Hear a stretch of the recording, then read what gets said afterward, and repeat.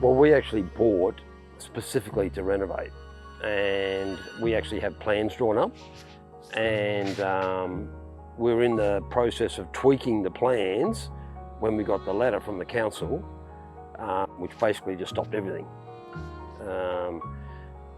We thought we were going to be able to possibly lift the house and carport out the front. Definitely a double carport out the front. We have a small backyard and a large front yard, and we've got nowhere to put our cars except the front yard. Oh, it was very distressing. Yeah. Extremely distressing. Made us very angry. Yeah. We weren't notified, we weren't given any forewarning. We were pretty annoyed. We were shocked. Yeah, absolutely shocked. We just sat around for a week or so just not believing, is this possible?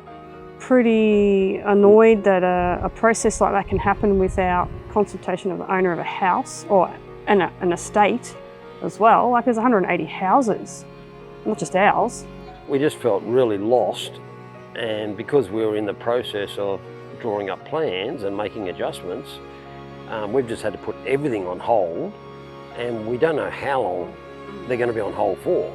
You know, there's 5 of us living in this tiny little shack that has no character whatsoever, and there's nothing we can do about it. I'm actually a builder, and I lift houses and renovate them in inner Brisbane, beautiful Queenslander homes, and this is not a beautiful Queenslander home and has no character, and the council won't let us do bugger all to it. We just want to be able to do something with our houses to make them a little bit bigger and more livable, more attractive, just like everyone else wants to in other suburbs. But for some reason there's 180 odd houses here that have to live in the 1950s and 60s forever.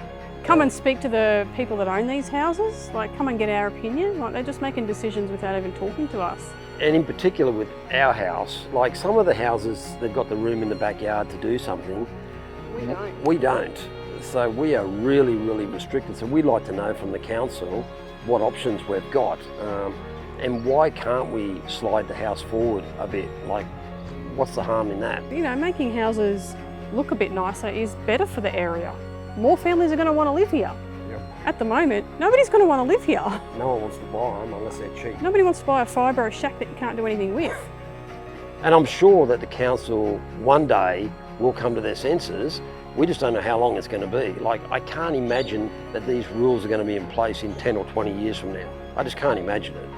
We hope to get council to overrule their decision. We are quite happy to stick with the character overlay. We understand that, but we want to be able to improve our property for our family, for the area. And bring it in line with 2023.